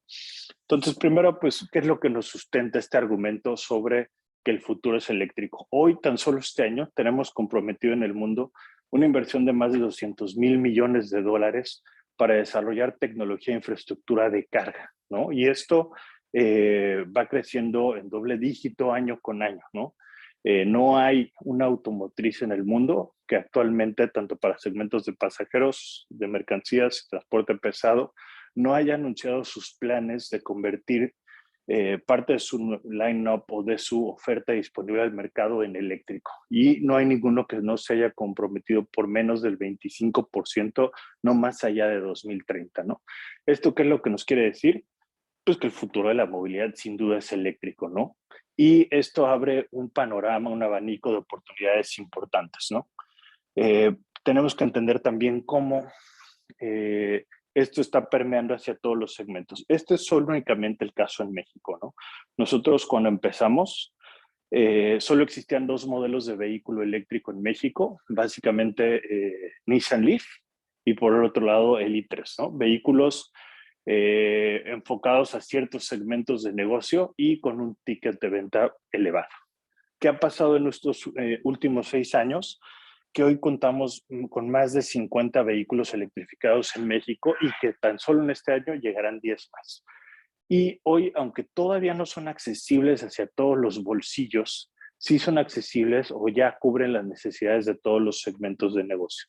Vehículos de pasajeros, transporte de mercancías, transporte de pasajeros, y ahora vamos hacia la parte de transporte público, ¿no? Donde nos mostrarán un ejemplo muy claro de Metrobús, pues que es un caso de éxito sin duda, ¿no? Y que es solo uno de los modelos que se vendrán replicando pues poco a poco, ¿no? En México. Y la otra parte es, conforme se han venido desarrollando los nuevos modelos vehículos en el mercado, tenemos también un desarrollo importante y un desarrollo tecnológico en la parte de infraestructura. Formatos de carga, potencias, tipos de soluciones, elementos de comunicación, integración tecnológica, y pues hoy básicamente tenemos una oferta de carga que va desde los 3.6 kilowatts y que podemos llegar o que ya tenemos instalados en México cargadores de hasta 350 kilowatts. Y esto pues no es el límite, ¿no? Hoy también existen proyectos de carga en megawatt, ¿no? Para ciertos segmentos de negocio ya hay cargadores de 500, 600, 800 kilowatts disponibles en el mercado y que poco a poco pues está haciendo este cruce tecnológico entre el desarrollo de los vehículos y el desarrollo de la tecnología de carga que nos permitirán transicionar hacia o adoptar la movilidad eléctrica de una manera mucho más rápida, ¿no? Hablemos de qué es lo que se ha dado en México hasta el momento, ¿no? ¿Qué es lo que tenemos para cargar? Pues son las redes de carga públicas que existen actualmente, ¿no? ¿Cómo están configuradas? ¿Cuáles son sus áreas de oportunidad? ¿Y cuáles son los retos? Entonces, primero hablemos de la red de carga inteligente más grande que existe, ChargeNow. ChargeNow es una colaboración entre BMW, Nissan e eDrive, donde básicamente se han invertido más de 100 millones de pesos en el desarrollo de más de 700 puntos de carga. Puntos de carga que responden a un formato de carga que se les denomina universal. Sin embargo, no es un formato de carga estandarizado porque la normatividad y la regulación del mercado pues, se nos ha quedado corta. Y hoy esto complica los escenarios de movilidad eléctrica para nuestros clientes, ¿no? Y para todos los usuarios. ¿Por qué? Porque en lugar de tener un solo formato único, hoy en México es de los países donde tenemos todos los formatos de carga. Tipo 1, tipo 2, combo 1, combo 2, GBT, Chademo, Tesla y pues demás desarrollos que por ahí nos hemos encontrado en el camino, ¿no? Y esto pues complica al final porque en lugar de hacer una inversión que sea de uso para todos los usuarios o para todos los clientes, sin importar la marca, modelo o vehículo eléctrico que tú utilices, tienes que buscar uno que sea exclusivamente compatible con el vehículo que manejas, ¿no? Y que no necesariamente servirá para otro vehículo de algún conocido, algún familiar o alguien más en tu empresa, ¿no? Y esto pues al final limita el acceso. El segundo punto es cómo se han creado hoy las redes de carga. Casi todas hablan de un trabajo con socios de infraestructura, que son dueños de inmuebles, dueños de estaciones de servicio, etcétera, y donde normalmente hay una inversión, ¿no? De parte de la industria automotriz y en este particular proyecto de parte de nosotros para desarrollar puntos de carga en propiedades de terceros, ¿no? Y que tiene una corresponsabilidad. Nosotros nos encargamos de desarrollar la infraestructura, de dotar la parte de los cargadores y el sistema operativo, y los socios, ¿no? O los dueños administradores de estos sitios donde montamos los cargadores, pues se encargan de la operación, del mantenimiento y del suministro eléctrico. Sin embargo, aquí pues, han faltado elementos como ¿por qué tendría yo que tener un punto de carga y cómo me puedo beneficiar de él? Que son elementos que hoy todavía no son resueltos y que han llevado a que ciertos puntos de carga pues, sean abandonados o no se les dé el mantenimiento apropiado, ¿no? Este es un ejemplo, ¿no? De los tipos de proyectos que tenemos, ¿no? Buscamos proyectos con señalización, buscamos proyectos con imagen, con empresas que vayan en línea, pero si esto se abandona y sabiendo que hoy en México todavía la red de cargas no es muy extensa, puede ser algo muy frustrante para un conductor de vehículo eléctrico llegar a un punto de carga y que este no funcione, ¿no? Por una falta de mantenimiento. Y eso, en lugar de ayudarnos a invertir en nuevos puntos de carga, nos hace que tengamos que reinvertir para mantener puntos existentes y por ende no podemos crecer las redes, ¿no? Este es otro de los ejemplos, ¿no? Del corredor eléctrico. Como les decía, parte de lo que nos va a ayudar a acelerar la adopción de la movilidad eléctrica es que nos podamos desplazar y alcanzar lugares más lejanos en menor tiempo de carga posible. Y esto lo estamos haciendo hoy a través de corredores eléctricos, ¿no? Como el que tenemos, que hemos construido, que va de la ciudad de Puebla hasta San Luis Potosí. Es el corredor eléctrico más grande que existe hoy en México y en Latinoamérica y que nos permite cargar nuestros vehículos en un periodo de 20 minutos y esto va a ir acrecentando conforme las tecnologías de baterías vayan creciendo.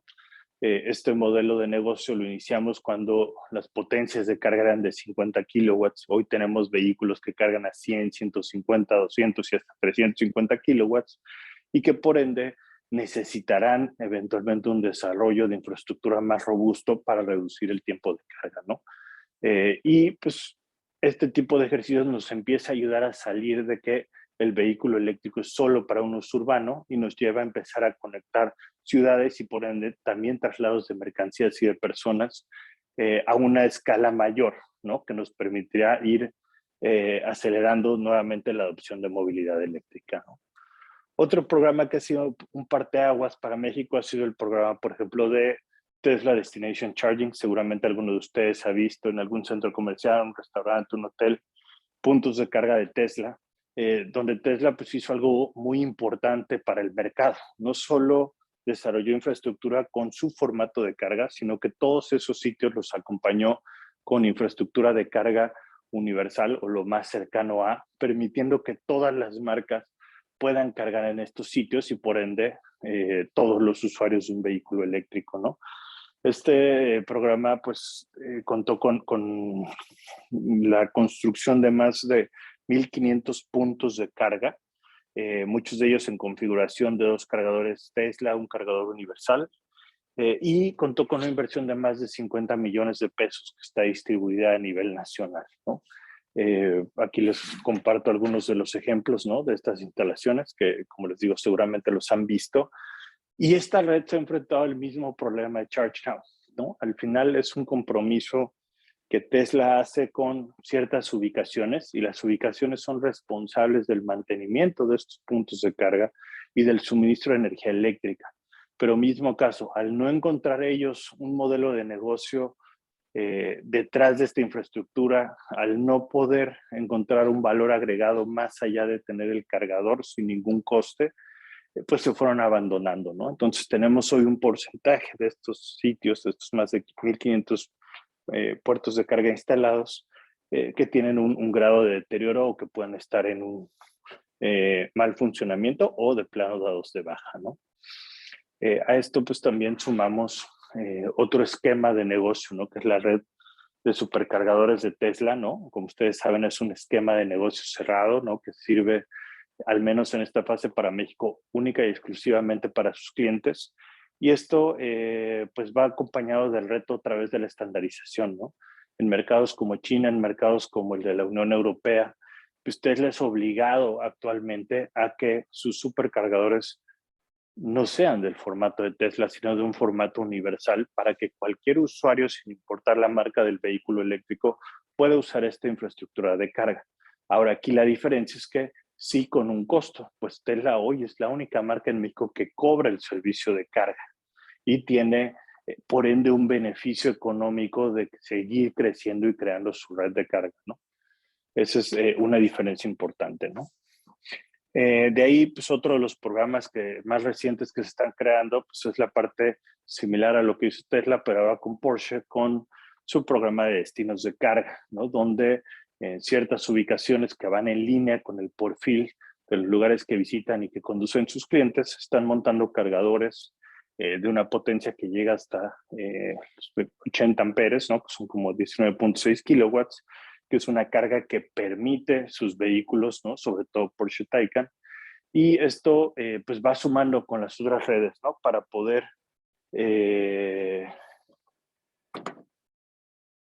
estos nichos de negocio y por ende darle mayor confianza a los usuarios de saltar hacia la movilidad eléctrica, ¿no? Adicional a este programa de Porsche Destination, también lo está acompañando hoy con puntos de carga públicos en su red de concesionarios, los puntos de carga más potentes que existen hoy en México, que son cargadores de 175 kilowatts, igual bajo un esquema operación, pero aquí con una red de concesionarios que tienen un compromiso directo con la marca y el cliente, y que actualmente es un formato público, pero que en un futuro va a ser un formato público con un cobro, ¿no? Entonces aquí hay un incentivo y es algo que hay que celebrar, que es de los primeros modelos de negocio que ya incorpora a la red con una estrategia de comercialización de carga que pues, les puede representar un ingreso por el cual se han visto y obligados a estar dando los mantenimientos, a cumplir con los requerimientos de carga y garantizar un óptimo, una disponibilidad de esta infraestructura de carga total, ¿no? Y de ahí pues vamos al programa, como les decía inicialmente, ¿no?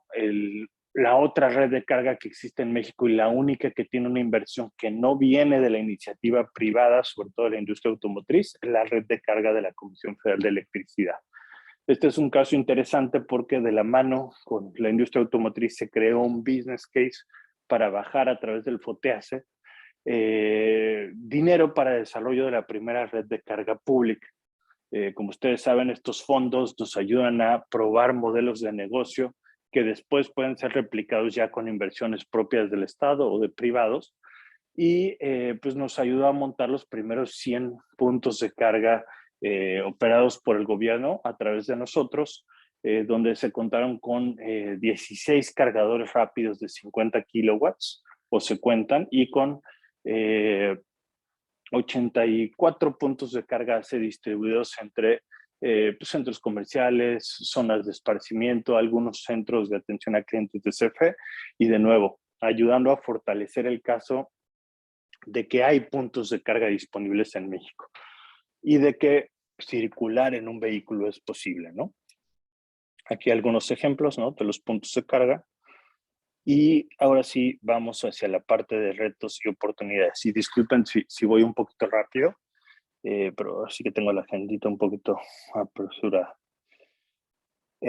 Vamos a hablar de las áreas de oportunidad que tenemos versus los programas existentes y dónde es que estas áreas se pueden convertir en oportunidades de negocio para los que estamos aquí participando.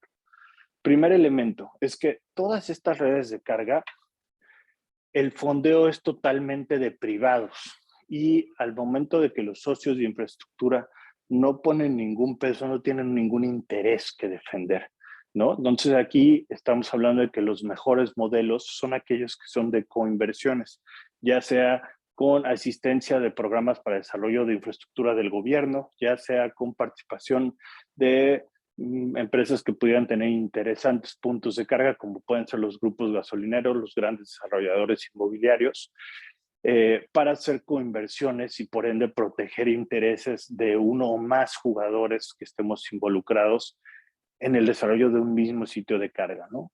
El otro es la parte del suministro de cargadores. Tenemos que dejar de pensar en suministrar cargadores básicos y cargadores no inteligentes, no conectados, que estén limitando el futuro de una buena red de carga, ¿no? Por ejemplo, el programa de Tesla de destino es un programa muy interesante, sin embargo, es un programa limitado porque no permite a los dueños de los inmuebles o operadores de infraestructura de carga como eDrive hacer de esa infraestructura una red inteligente que nos permita conocer los patrones de uso, que nos permita gestionar el control de acceso a los usuarios, que nos permita prevenir todos los mantenimientos, que nos permite eventualmente incorporar esquemas de cobro, ¿no? Entonces, otro de los retos es empezar a estandarizar como mercado cuál debe de ser el equipamiento mínimo que tiene que tener un cargador de vehículo eléctrico. Y esto en los mercados más avanzados, pues hay una norma, hay una regulación que nos dice que tienen que tener con protocolos de comunicación abierta, que deben de tener terminales de pago, que deben de garantizar un uptime de tal porcentaje, etcétera, etcétera, ¿no? Son elementos que hoy existe una oportunidad de desarrollar.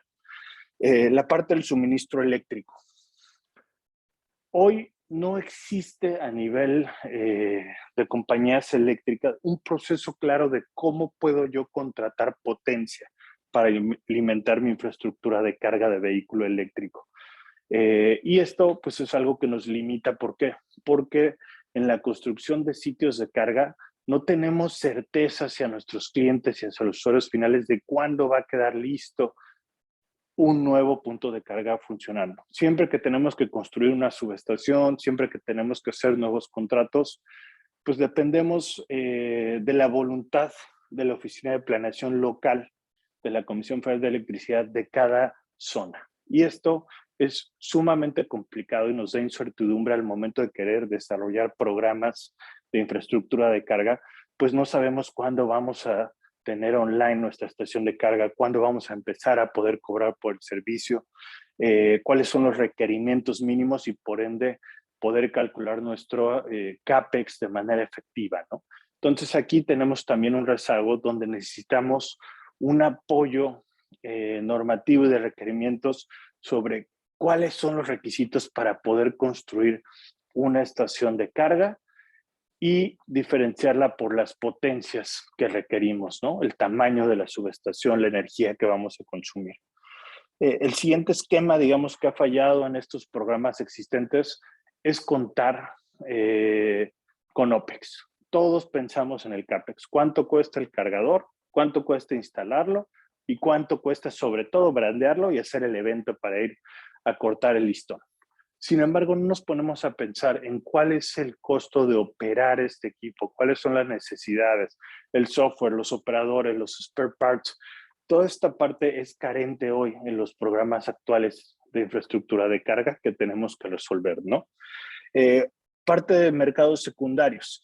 Si yo voy a invertir en infraestructura de carga que puede ser expuesta a vandalismo, a accidentes automovilísticos, a variaciones de voltaje que dañan mis equipos, pues tengo que asegurarlos. Y hoy hay ciertas industrias que son complementarias que todavía no saben darle un trato al desarrollo de infraestructura, ni siquiera qué es, ¿no? Entonces, tú conseguir un seguro para literal asegurar una estación de carga que puede costar desde 10,000, 15,000 pesos hasta llegar a 150,000 dólares, no existe. En México no existe y no se entiende todavía. Entonces, cuando tienes pruebas y errores de lo que te puede ofrecer una compañía aseguradora, pues son pólizas sumamente caras, ¿no? Que no tienen nada que ver con la inversión real que estás haciendo en un proyecto de este tipo, ¿no? Y esto no nada más pasa con los cargadores, ¿no? De hecho, pasa también con los vehículos, donde muchas compañías de seguro nos aseguran los vehículos eléctricos sumamente por un costo mucho más alto que en otros países donde ya entendieron que un vehículo eléctrico pues tiene mucho menos reparaciones, tiene una vida útil mayor, tiene muchos menos accesorios y que por ende es más barato, ¿no? Lo mismo pasa con los cargadores. Otra parte importante es la parte del servicio al cliente, ¿no? Cuando tú llegas a un cargador y no funciona, ¿qué haces? Pues nada. Lo único que puedes hacer es esperar que funcione. Porque al todos estos cargadores no ser inteligentes y no contar con un sistema operativo detrás, no te permite poder hacer acciones correctivas, inmediatas, en vivo. Y eso es algo que tenemos que corregir porque tenemos que garantizar el servicio de los clientes. Imagínense que si ustedes entran a un estacionamiento y no funciona su boleto, pues al final tocan el botón de asistencia y alguien les ayuda. Ahora piensen que no existiera ese botón de asistencia. Pues ni modo de que dejes tu coche ahí abandonado y tengas que hacer otras cosas. Lo mismo pasa con la infraestructura de carga. Si tú tienes necesidad de una carga urgente y no hay nadie que te resuelva si el cargador no funcionó, pues te quedaste sin vehículo porque ya no puedes mover o desplazarte hacia otro destino, ¿no? Entonces ahí hay un requerimiento de esa atención al servicio al cliente.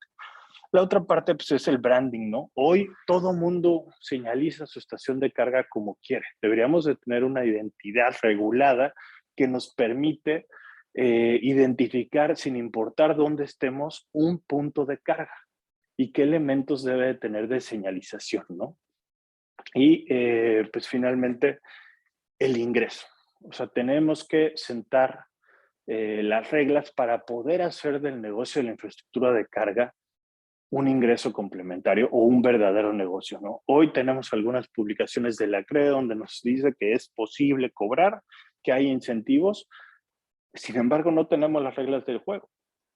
No sabemos si hay un cobro mínimo, no sabemos si hay un cobro máximo, no sabemos si tengo que cobrar por kilowatt hora, por tiempo de carga, por sesión de carga, por penalización, y son otros de los elementos que tenemos que resolver, ¿no? Y hay un área de oportunidad para atender. Entonces, en este sentido, hay dos temas, ¿no?, que tenemos que enfocarnos. Uno, las segmentaciones de negocio. Y esto, de nuevo, es un área de oportunidad para todos los que estamos aquí presentes. Soluciones a la medida según las necesidades de transporte de cada segmento.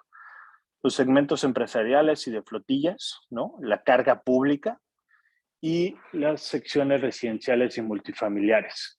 Recordemos que un vehículo eléctrico, un cargador, incluso los de menor potencia, pues consumen entre 10 y 15 veces la energía que puede conseguir una casa mensualmente. Esto eventualmente va a generar una necesidad de actualización en la infraestructura eléctrica del país. Pero si nos vamos todavía a etapas más cercanas, y hablemos de que requiere adaptaciones en la infraestructura eléctrica de nuestras casas, de nuestras oficinas, de nuestros domicilios, de nuestras universidades, y para eso tenemos que tener soluciones a la medida, ¿no? Y las soluciones a la medida van desde la especificación de un cargador, entender el modelo de negocio, y hoy, desafortunadamente en el mercado tenemos una carencia de especialistas técnicos e ingenieros en movilidad eléctrica, y básicamente tenemos que crear todo de cero. Y esto pues también es un área de oportunidad interesante para compañías y para las universidades de preparar generaciones futuras, ¿no? Que entiendan del ambiente de la movilidad eléctrica. Otro es la parte del desarrollo de software, ¿no? Nosotros pues tenemos nuestro propio software que se llama iBoost y hoy es el estándar de la industria en México, y nos vimos obligados porque los mejores software del mundo nunca pudieron operar en México por limitantes de comunicación, limitantes técnicos y también por el tamaño del mercado, ¿no? Entonces, ahí hay otra oportunidad porque pues, al final la competencia nos ayuda a ser mejores en lo que hacemos, ¿no? Otra es la parte de integración, ¿no? Todos los entornos tienen una parte técnica, pero tienen una parte de usabilidad. Y poder garantizar la integración de redes de carga y ahorrarnos los problemas que se crearon en los países más avanzados, como tener multiplicidad de tarjetas, redes de carga que no se hablan unas con otras, tecnologías que no se hablan unas con otras, y el problema trasladado al usuario donde tienes que tener 20 cuentas, ¿no? En diferentes redes de carga, usuarios, clientes automotrices o compañías automotrices, etcétera, ¿no? Y finalmente, pues la parte del back office, ¿no? Y el otro tema que tenemos que enfocarnos, ¿no? Y donde está la otra oportunidad, son los dejar de pensar en el costo únicamente de los equipos, el costo inicial, el famoso CAPEX, y ver la movilidad eléctrica como un entorno cíclico, ¿no? Tiene un ciclo de vida, un cargador tiene un ciclo de vida desde su fabricación, su obsolescencia, su desinstalación, la pérdida de garantía, su retrofit. Los sitios tienen una obsolescencia, donde hoy un cargador es más que suficiente, en un futuro no lo va a ser. Y vamos a tener que crecer a 2, a 3, a 4, a 5, 6, etcétera. ¿Y esto qué nos lleva? A que la infraestructura eléctrica de igual manera tiene que crecer. Y para nosotros poder gestionar estos crecimientos, necesitamos software, necesitamos protocolos de comunicación abierta y que todos los cargadores hablemos el mismo lenguaje, porque esto va a llevar a que todos los operadores hablemos el mismo lenguaje en beneficio de los usuarios finales, ¿no? Y finalmente, contar con una red profesional de servicios, de instaladores certificados, ¿no? Desafortunadamente aquí una de las limitantes en México, o de por qué muchos de nuestros clientes nos preguntan, ¿y por qué tú, iDrive, me tienes que instalar mi cargador? Bueno, porque en México desafortunadamente los electricistas no están profesionalizados, no contamos con una base de certificaciones, de licenciamiento, que nos lleve a garantizar que cualquier electricista nos pueda hacer una correcta instalación eléctrica. Y por ende las empresas se ven obligados a trabajar con entidades como nosotros para garantizar el correcto funcionamiento de sus servicios. Pero si logramos desarrollar una industria de técnicos certificados, pues esto también nos ayuda a acelerar la adopción de la movilidad eléctrica, ¿no? Y bueno, eso es ahorita de manera muy rápida, disculpen que me haya ido rápido, el entorno de movilidad eléctrica que vive en México y donde hoy en la parte de servicios, en la parte de desarrollo de software, en la parte de desarrollo de hardware y en la parte de desarrollo de talento, tenemos grandes oportunidades de negocio. Piensen que el mercado o el volumen de vehículos eléctricos en México no llega ni siquiera al 0.5%. Quiere decir que las oportunidades de negocio solo van a crecer y tenemos más del 99% disponible del mercado para crecer. Ok, entonces paso ahora a algunas preguntas que me han compartido. Bueno, las grabaciones, como comentaba Mauricio, las van a subir en la plataforma por la tarde. Ahí tienen un poquito de nuestro sitio web y aquí tengo una pregunta de Manuel Rentería. Con la reforma energética, ¿cómo está actualmente? ¿Qué tan viable o problemático es desarrollar un corredor eléctrico en el norte del país desde la frontera? Yo te diría que hoy el tema de la reforma energética pues no nos está impactando, porque un operador de carga no necesariamente es un generador, ¿no? Siempre y cuando tú tengas una utility, y en este caso no me voy a meter si es una utility del Estado o si es una utility privada, mientras tú puedas tener la entidad que te garantice el suministro eléctrico y la potencia, tú puedes crear un corredor eléctrico. Ahora, si nos vamos hacia el negocio en el que participamos nosotros como Hidrive, ¿qué es lo importante de tu corredor eléctrico? Es que debes de tener ubicaciones donde la gente realmente haga paradas y debes de contemplar los formatos de carga que hoy existen en México, que desafortunadamente son todos. Entonces, un cargador que yo te recomendaría tendría que tener al menos Combo 1, al menos CHAdeMO y al menos GBT. Estos últimos pues los pudieras unir, ¿no? Utilizando ciertos adaptadores. Al menos contar con potencia de 150 kilowatts y mínimo 2 puertos de carga para que tengas una solución que te pueda funcionar a futuro, ¿no? La distancia que deberías de tener entre los puntos o los sitios de carga que compongan este corredor no debe de ser superior a 150 kilómetros, y debes de contemplar que, a diferencia de las paradas en gasolina o en un vehículo de combustión interna, los usuarios de un vehículo eléctrico van a estar ahí entre 20 y 35 minutos. Tienes que sentirte seguro, tiene que ser un sitio iluminado, debes de tener alguna amenity como una tienda, baños decentes, ser accesible, ¿no? Por ambos lados de una autopista, porque si no, pues, vas a hacer el doble de inversiones. Son algunos elementos, ¿no? Y pues sí, el lado norte del país es uno de los más circulados y tenemos ahí una base de clientes o de usuarios de vehículo eléctrico importante, además de que puedes sumar también el factor de que en la zona frontera hay un cruce constante de vehículos eléctricos, ¿no? ¿Ustedes certifican técnicos? No, nosotros trabajamos con la Escuela Mexicana de Electricistas para certificar a nuestros técnicos, ¿no? Y estamos ahí en pláticas con un par de entidades académicas para poder desarrollar una certificación para técnicos en movilidad eléctrica, ¿no? Esperamos que pronto les podamos compartir algo al respecto, ¿no? Con mucho gusto aquí les pongo mis datos a los compañeros de Driven. Les pongo mi correo y ahí con gusto me pueden contactar. Se le quiere dar una instalación aprobada por CFE Distribución. Digo, depende del proyecto, pero acuérdense que lo que está aprobado de la parte de CFE es un cumplimiento normativo, ¿no? Y que dependiendo del tamaño de tu proyecto, pues tú puedes llegar a requerir que tu proyecto esté certificado, y las unidades verificadoras de instalación eléctrica, las famosas UBIES, son las que se encargan de validar que se haya hecho la instalación eléctrica con el cumplimiento normativo. Cuando son proyectos más grandes, pues recuerden que tú tienes que llevar a las oficinas de planeación de CFE el proyecto, los planos, los cálculos para su validación o comentarios. Después ejecutar ese proyecto eléctrico ya validado por planeación, el cual será supervisado por la UBIE, ¿no? Se emitirán los certificados correspondientes y después podrás pasar a la parte de contratación con CFE Distribución, ¿no? A grandes rasgos, vaya.